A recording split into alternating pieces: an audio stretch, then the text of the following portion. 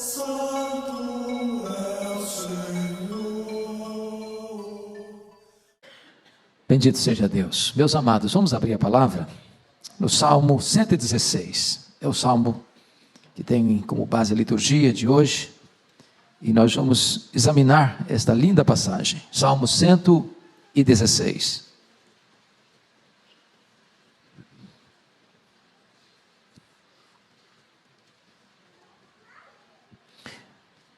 Esse salmo faz parte do último livro do Saltério, que vai do Salmo 107 ao 150. E se você percebeu, não há indicação do seu autor, do escritor. E a maioria dos estudiosos acredita que esse salmo foi escrito pelo rei Ezequias. Parece-nos que ele retrata o drama vivido por Ezequias. E então esse salmo diz assim: eu amo o Senhor, porque ele ouve a minha voz, as minhas súplicas, porque inclinou para mim os seus ouvidos, invocá-lo-ei enquanto eu viver. Laços de morte me cercaram, e angústias do inferno se apoderaram de mim. Caí em tribulação e tristeza. Então eu invoquei o nome do Senhor. Ó Senhor, livra minha alma. Compassivo e justo é o Senhor. O nosso Deus é misericordioso. O Senhor vela pelo simples. Eu estava prostrado e Ele me salvou. Volta minha alma ao teu sossego, pois o Senhor tem sido generoso para contigo, pois livraste da morte a minha alma, das lágrimas os meus olhos e da queda dos meus pés. Andarei na presença do Senhor na terra dos viventes. Eu criei ainda que disse, estive sobre modo aflito. Eu disse na minha perturbação, todo homem é mentiroso. E darei ao Senhor por todos os seus benefícios para comigo. E ele responde: tomarei o cálice da salvação.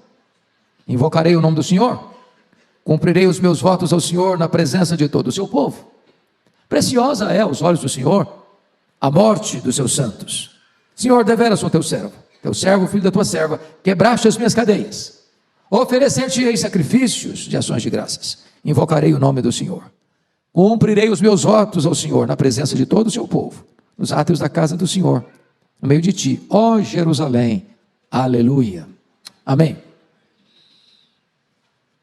Se de fato esse salmo foi escrito por Ezequias, como tudo parece crer, ele não apenas fala a nós, esse salmo também fala por nós, porque ele retrata o espelho da nossa alma. Ele põe para fora as entranhas do nosso coração. Ele registra os dilemas da nossa vida. Nós poderíamos estar debaixo da pele do autor desse salmo. O coração do autor desse salmo pode estar batendo em nosso peito. E ele está aqui relatando algo que aconteceu com ele. E o verso de número 2 descreve o que ele fez em virtude de Deus ter respondido a súplica dele. Porque agora ele vai relatar para nós o que ele viveu. O verso 3 deixa isso claro para nós. Ele enfrentou um problema externo e ele enfrentou um problema interno.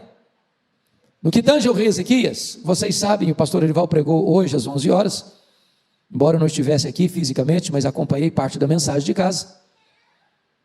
E ele retratou o fato de que Ezequias foi um homem de Deus, que começou a governar com 25 anos de idade, que governou 29 anos, que morreu com 54 anos, e que no auge do seu governo, exatamente aos 39 anos de idade, quando o homem está no seu momento máximo de vigor, de capacidade mental, de experiência, ele enfrenta dois problemas. Primeiramente, um problema externo, que foi um cerco militar poderoso, porque foi no seu governo, quando era rei em Judá, é que as 10 tribos do norte, o reino do norte, o reino de Israel, sucumbiu ao poder militar da Síria, o mais poderoso exército do mundo da época. E agora esse poderoso exército cerca Jerusalém, entrincheira Jerusalém, sitia Jerusalém. E Jerusalém não tem capacidade, o rei Ezequias não tem capacidade de resistir de um enfrentamento militar. não tem tempo, não tem estratégia, não tem sequer homens suficientes para enfrentar aquele grande cerco.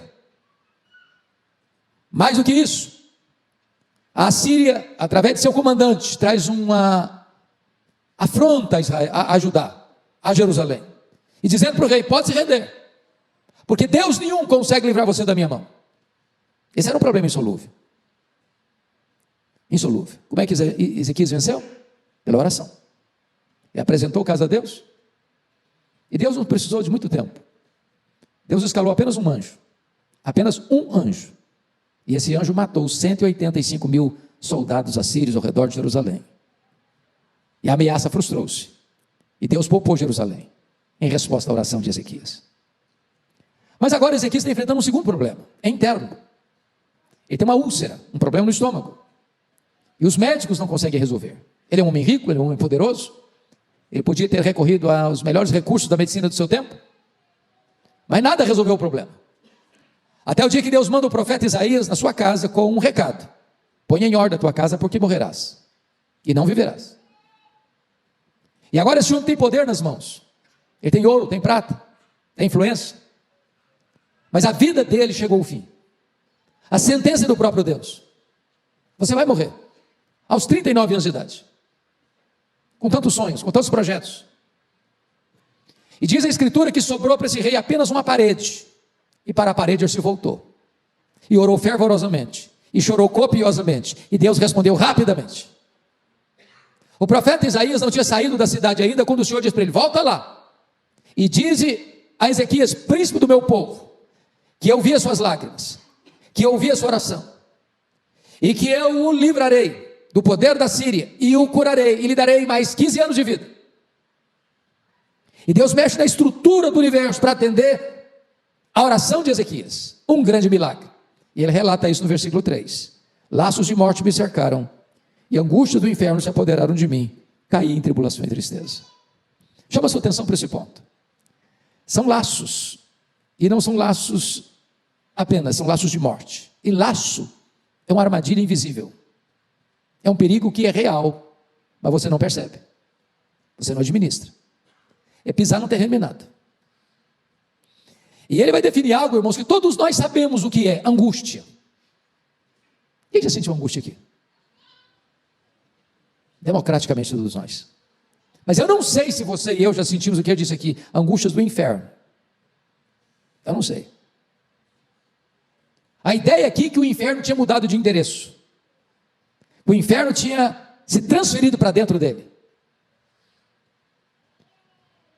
Que a alma dele era esse campo minado, tomado por uma angústia, que não vinha e ia embora, não. Se apoderaram de mim, enfiaram as garras em mim. O resultado desse ataque externo, dessa angústia interna, é que o levou a cair em tribulação e tristeza. A ideia de tribulação é um peso que esmaga você, que achata você. A alegria foi embora do rosto dele. Então esse é o problema que o senhor está enfrentando, um drama pessoal. E talvez você veio aqui hoje com um drama pessoal, algum problema que você não consegue resolver, está além das suas forças, além das suas estratégias, além da sua capacidade. Talvez você veio a este culto com um diagnóstico médico sombrio, perigoso, ameaçador. Talvez você está como Ezequias, caído, prostrado, com a tristeza crônica, com a dor na alma, precisando de um milagre de Deus na sua vida. E aqui nós vamos encontrar como é que ele reage a tudo isso. O clamor a Deus é o que você vai ver nos versos 4 a 6. Confira comigo aí. Então, eu gosto dessa palavrinha então, porque ela é o link, ela é o vínculo, ela conecta a situação desse homem que está no fundo do poço. E quando você está no fundo do poço, quando você não tem para onde correr mais, você só tem uma direção para olhar, é para cima. Então, eu invoquei o nome do Senhor. Aqui está o tempo oportuno de você clamar. É quando você chega no último furo da correia, na última volta do ponteiro, no último recurso que você tem nas mãos. Então, é a hora oportuna. E aí vem um pedido específico. Eu invoquei o nome do Senhor. Ó Senhor, livra-me a alma. Talvez o livramento que você está precisando hoje não é financeiro, talvez não é nem mesmo físico, Talvez é um livramento espiritual. É aquela angústia. É aquela situação de desconforto espiritual. Talvez é o chicote da culpa. Talvez é a acusação do inimigo. Talvez é uma situação que você põe a cabeça no travesseiro, mas não dorme direito. E o salmista está pedindo: Senhor, livra minha alma. Eu não quero ficar nesse cárcere emocional, eu não quero ficar nessa prisão espiritual. E depois desse pedido específico, tem uma constatação preciosa no verso 5 e no verso 6. Compassivo e justo é o Senhor, o nosso Deus é misericordioso. O Senhor vela pelos simples, achava-me prostrado e Ele me salvou. A primeira coisa, irmãos, que ele descobre quando ele clama a Deus é quem Deus é. Porque a maior necessidade que você e eu temos é saber quem Deus é. Ele descobriu que Deus é compassivo, que Deus padece com a gente, que a nossa dor não está alheia a Deus, que o nosso sofrimento não está alheio a Deus, que as nossas lágrimas não estão longe dos olhos de Deus, que os dramas que você está passando, Deus sabe o que é, e Ele se importa com você. Quando Ele está passando uma crise na vida, o primeiro sentimento que pode brotar é esse: parece que Deus se esqueceu de mim. Será que Deus está olhando para mim? Será que Deus se importa comigo? Será que Deus está atento à minha situação? Deus é compassivo, Ele padece com. Deus é misericordioso, Ele lança o coração dele na nossa miséria. E Deus é justo, Ele não permite que você seja provado além daquilo que você consegue suportar. Mas há algo que me encanta no versículo 6. Notem vocês que no verso 4, no verso 3, ele vai dizer que ele caiu. Mas no verso 6, ele vai usar uma outra expressão: achava-me prostrado. Qual a diferença entre cair e estar prostrado? Quando você está assistindo uma luta de boxe, por exemplo, às vezes os dois lutadores estão no ringue, e num dado momento um dá um tranco no outro, um sopapo no outro, ele vai à lona, mas aí se recompõe, ele fica de pé de novo, ele continua a luta, e às vezes ele muda o placar, ele reverte a situação, ele ganha a luta. Mas quando alguém está numa luta e vai para a lona e está prostrado, o que significa isso? Acabou a luta, está derrotado, não dá mais para continuar. Agora jogou a toalha. O que você percebe é que esse homem, na linguagem dele, já tinha jogado a toalha. Eu estava prostrado, nocauteado, não tem para onde ir mais, eu não vejo mais saída.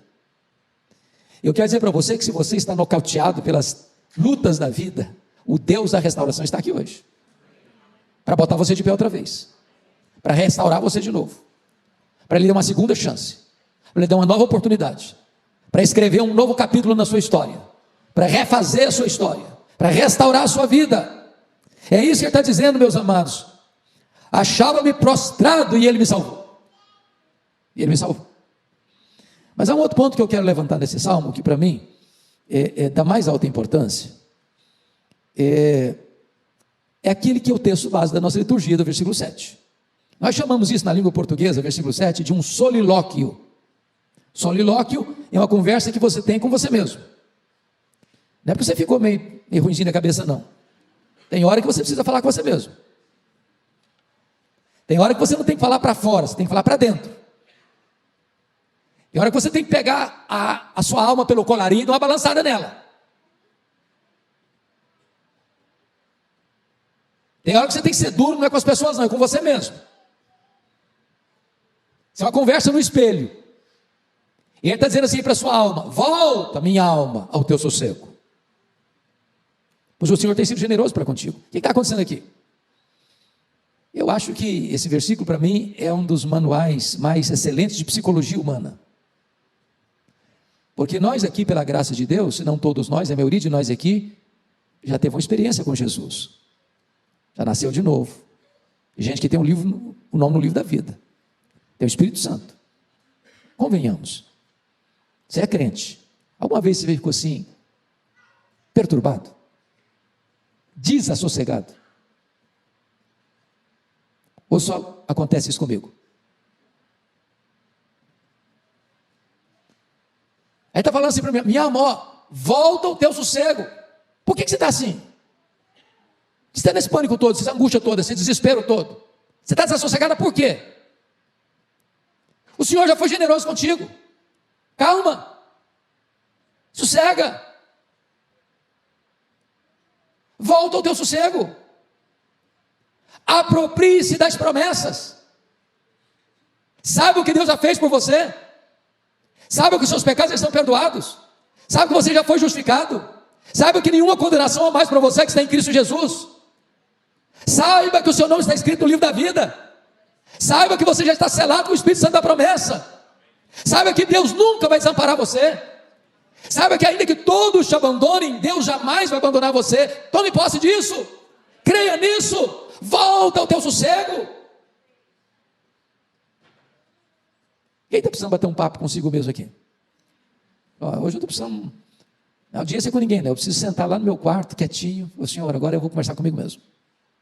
Volta, minha alma, ao teu sossego. Agora, depois que ele faz isso, ele vai trazer aqui para nós o testemunho de uma tríplice libertação que ele recebeu de Deus. Olha o versículo 8 comigo. Pois livraste da morte a minha alma, das lágrimas dos meus olhos, da queda dos meus pés. São 3 livramentos aqui. Primeiro, livramento espiritual. Livraste da morte a minha alma. Se você entrou aqui hoje e ainda não tinha convicção de que seus pecados estão perdoados, hoje você pode sair daqui com a sua alma liberta. Você pode sair daqui perdoado. Você pode sair daqui hoje tomando posse da salvação da vida eterna. A segunda libertação é libertação emocional. Livraste das lágrimas dos meus olhos. Preste atenção nisso. Deus não apenas consola você, Deus estanca a causa do seu choro. Porque não basta apenas você parar de chorar agora. Se você não estancar a hemorragia que está provocando esse choro, o que está fazendo você chorar? Quais são as causas das suas lágrimas? Está na hora de fechar essa torneira. E Deus pode fazer isso. E enxugar suas lágrimas. E livrar seus olhos das lágrimas. Hoje você pode sair daqui saltando de alegria. Porque não há maior alegria do que esta. De você estar na verdade. De você saber que o seu nome está escrito no livro da vida. De saber que não tem condenação sobre a sua cabeça mais. Mas esse homem relata uma terceira libertação no versículo 8. É a libertação moral. Da queda, livraste os meus pés. E meus amados irmãos, nenhum de nós aqui nesse auditório, nenhuma pessoa que está nos assistindo, é suficientemente forte, espiritualmente, para estufar o peito e dizer, esse pecado eu não cometo. Quando Pedro, do alto da sua arrogância, disse para Jesus, ainda que todos te abandonem, eu jamais. Ele negou Jesus. Somos frágeis. Deus conhece a nossa estrutura e sabe que somos pó.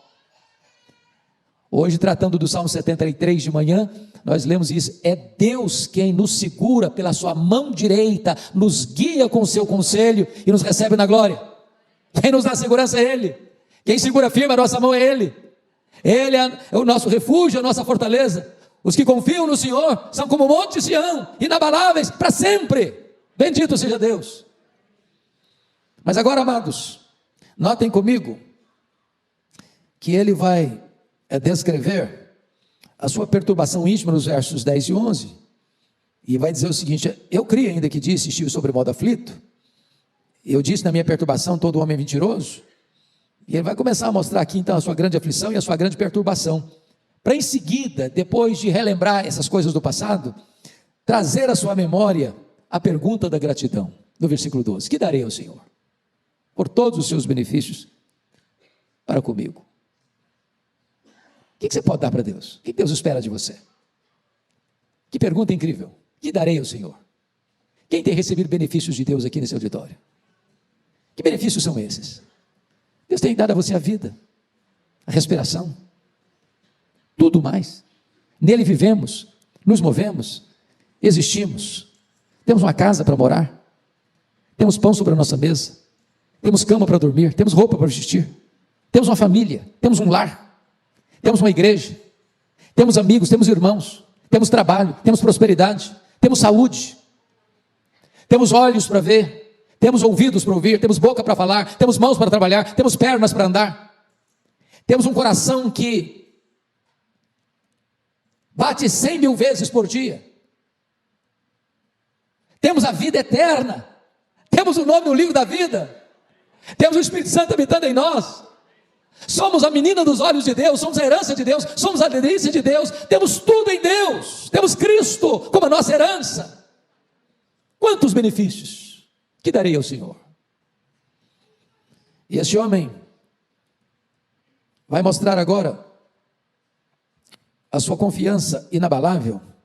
Notem comigo, nos versos 15 e 16, e eu acho isso impressionante, porque quando ele fala em dar, ele percebe que ele só consegue receber de Deus. Deus tem tudo, Deus é tudo. Deus não precisa. Ele é autossuficiente, feliz em si mesmo. Mas ele diz assim: eu tomarei o cálice da salvação, eu invocarei o nome do Senhor, eu cumprirei os meus votos na presença de todo o seu povo. Mas aí vamos ao verso 15, que é a sua confiança inabalável. Você pode ler o verso 15 comigo? Preciosa é aos olhos do Senhor a morte dos seus santos. Eu sempre entendi esse versículo como se fosse assim: Deus fica feliz quando um crente morre. Aí fui examinar um pouquinho melhor, dar uma olhada um pouquinho mais profundamente nesse texto, e me parece que não é a interpretação que os estudiosos têm dado ao longo dos séculos. A ideia de que é preciosa não é que Deus, quando um crente morre, fica feliz lá no céu, não. A ideia de preciosa é que a morte dos santos tem peso para Deus, não é uma coisa fútil para Deus, sem valor para Deus. É que você é importante para Deus. Isso é precioso. Não é uma coisa comum, qualquer. Em outras palavras, eu na minha realidade, pastor Ival, muitos anos, tinha um colega pastor que gostava de fazer do funeral uma festa. E aquilo me constrangia. Porque passava até a ideia que a família não podia chorar. E aí você vai para a Bíblia e você não encontra isso na Bíblia. Não é verdade? Todo funeral na Bíblia tem o quê? Tem choro. No Velho Testamento e no Novo também.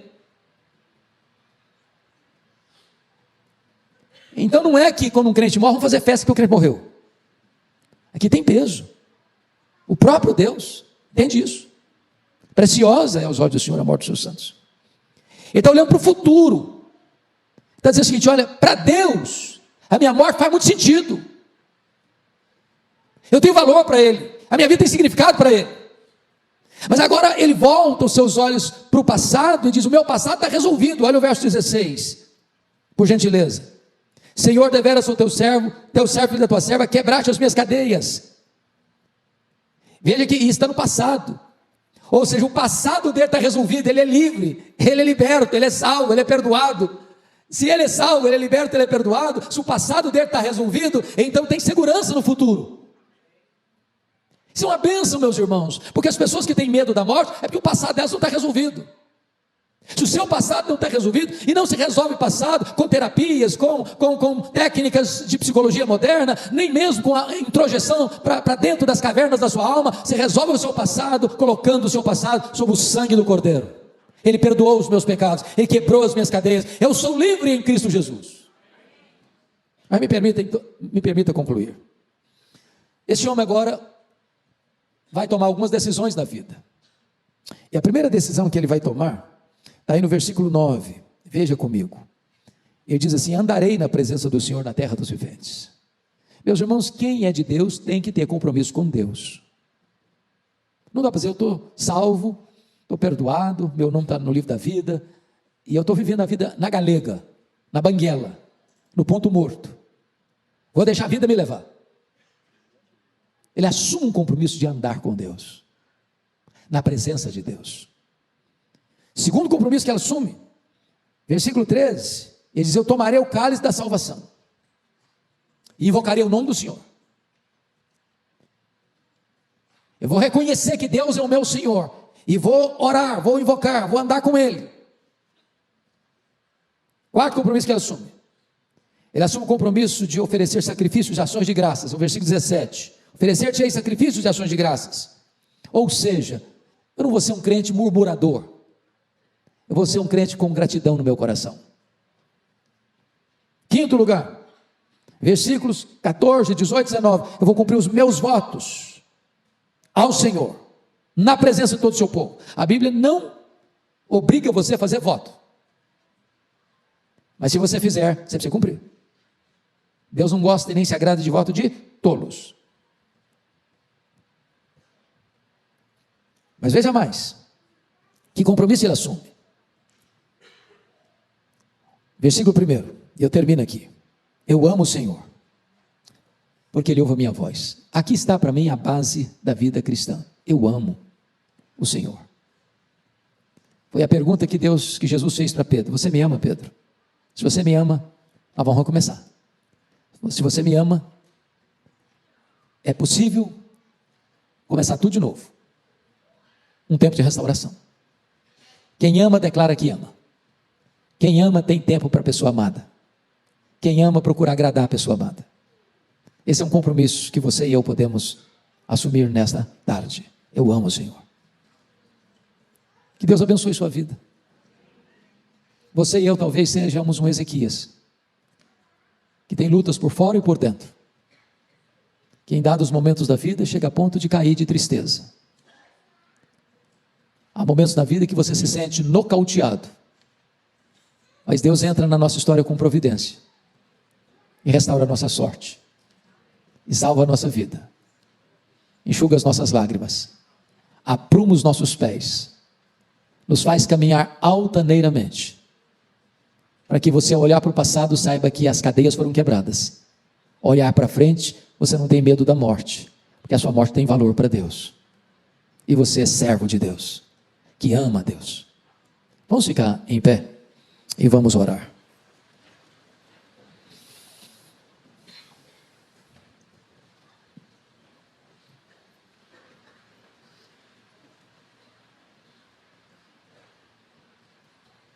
Quem hoje precisa de uma intervenção de Deus na sua vida? Levante a sua mão. Senhor, nós estamos na tua casa, na tua presença, com o nosso coração aberto, franqueado. Abrimos, Senhor, o mapa da nossa vida e reconhecemos que o que aconteceu no passado também tem acontecido no presente. E como Ezequias, também enfrentamos lutas, situações difíceis, que nós não temos poder para resolver, nós não sabemos resolver, nós não temos ferramentas suficientes para resolver. Há momentos, Senhor, que nós lidamos com problemas de enfermidade, que o melhor da medicina de São Paulo ou do mundo não tem uma resposta, não tem uma solução. Há momentos, Senhor, em que nos sentimos assim, nocauteados pela vida, abalados, perturbados, mas hoje queremos declarar que quando invocamos ao Senhor, descobrimos que Tu és compassivo e misericordioso, que Tu és justo, que Tu estás vendo a situação que estamos vivendo, e que ainda, meu Deus, que a situação seja totalmente fora do nosso controle, Tu és poderoso para reverter esse quadro e trazer salvação para a nossa alma, consolo para os nossos olhos, firmeza para os nossos pés. Bendito é o Teu nome, Senhor. E eu te peço nesta tarde que Tu visites cada coração aqui. Aquele que entrou aqui hoje triste, que o Teu Espírito traga vestes de louvor em vez de espírito angustiado. Aquele que entrou aqui, meu Deus, enfermo, talvez com um diagnóstico sombrio sobre a sua saúde, que haja cura nesta tarde para a glória do Teu nome. Que aquele que entrou aqui, meu Deus, com um problema pessoal, familiar, insolúvel, que nesta tarde, Senhor, haja um milagre da Tua mão poderosa nesta vida. Que aquele que entrou aqui, Senhor, ainda sem conhecer-te como Deus vive pessoal, que esta tarde seja uma tarde de salvação. Ah, meu Deus, Tu és o mesmo Deus de Ezequias, que ouviu a sua oração, que viu as suas lágrimas, que o curou, que o libertou. Faça o mesmo, Senhor, ainda hoje, para a glória do Teu nome.